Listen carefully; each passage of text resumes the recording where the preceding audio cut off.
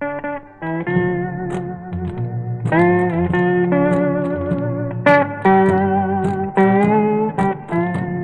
place that I'm staying at elsewhere is fantastic.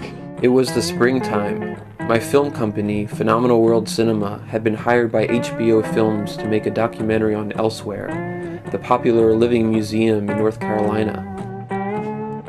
Laurel Kurtz manned the Sony HVR Z5U, and Sarah Cox operated the vintage Yashica hand-cranked miniature cam.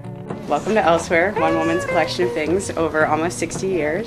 This was run by Sylvia Gray and her husband Joe beginning in 1937. They sold Army Navy surplus, furniture, toys, clothes, a little bit of everything, and that's what we have here today. Soon after our arrival, Sarah Cox became nearly obsessed with the local Greensboro Craigslist personals ad. I mean, Craigslist just kind of appeals to me because it's like the dumpster diving of dating. So you've looked at this often, this ad? Yes.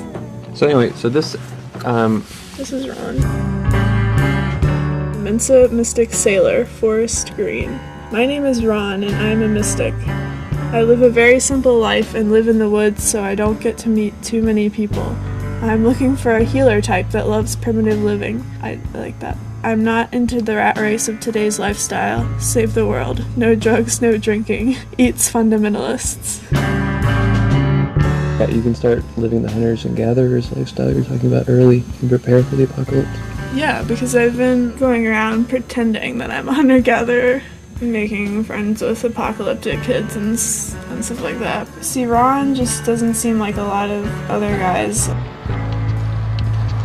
I was writing this list of things that I'm practicing or studying. I realized I had written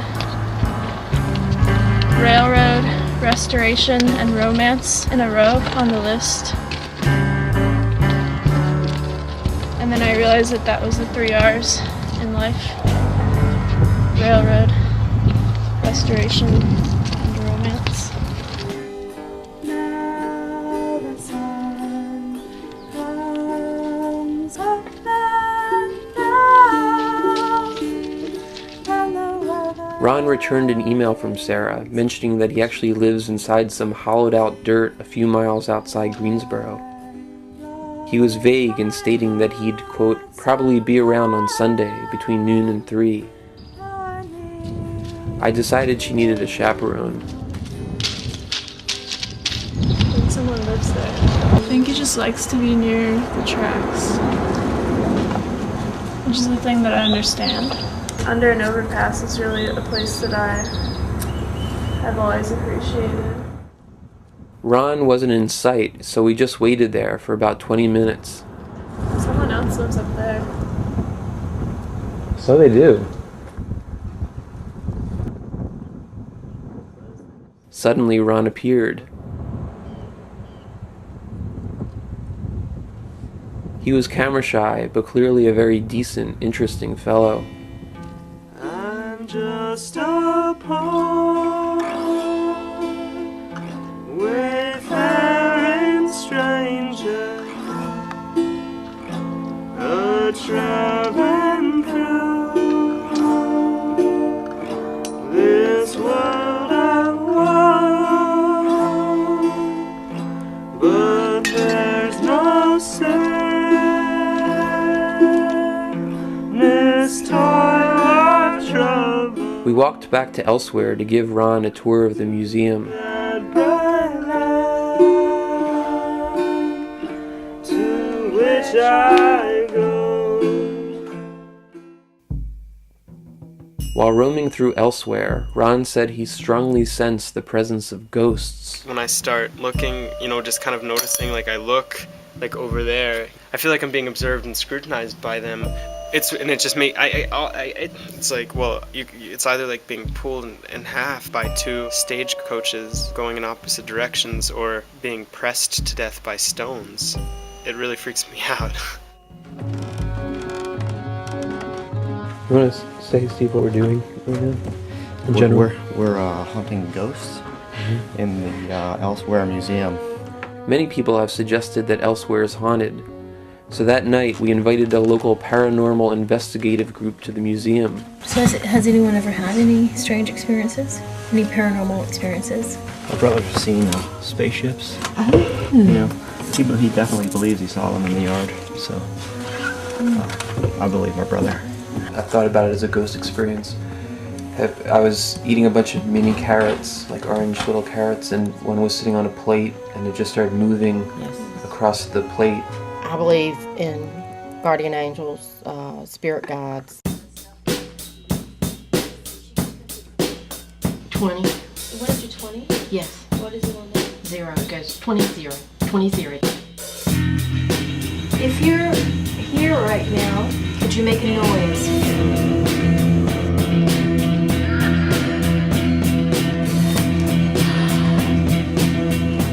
It's off the charts. Yeah, it sounds possessed. That's crazy. The scene morphed into an orgy of ghost exploring.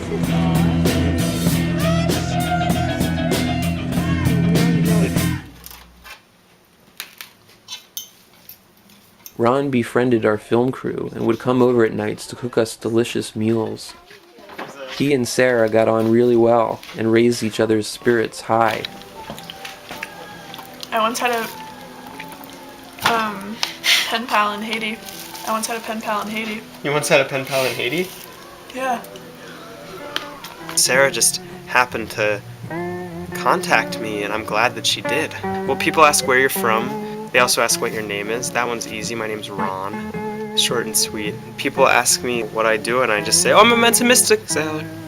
And then that's done. I don't even know what a Mensa Mystic Sailor is, which is probably why I'm one. I mean, people are doing all sorts of things that I don't understand, so Louis Braille wasn't born blind. He was one of my childhood heroes. Louis Braille? Yeah, I was just really into crippled and deformed children. You're really a lover from the start. I like where I live because, like, my ancestors, I mean, they were living in places pretty similar to the one that I live in for thousands of years. So, like, if I'm craving, 4 walls, then I can go to the YMCA. I was just really drawn to your willingness to exist in a space outside of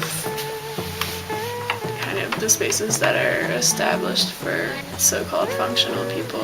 I just like that we can be silly. I like that I can be serious with you. I'm going home to see my mother. I'm going. I think independence is overrated sometimes. No more. Seems like the American dream is to be alone.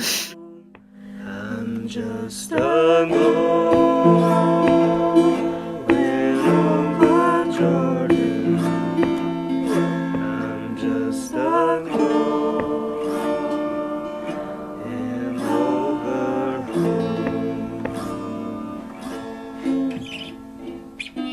Because really, what do I want from Ron? Do I want Sex in a Stick house? Or do I want the story of Ron, Mensa Mystic Sailor? We're both. Yeah, there's both.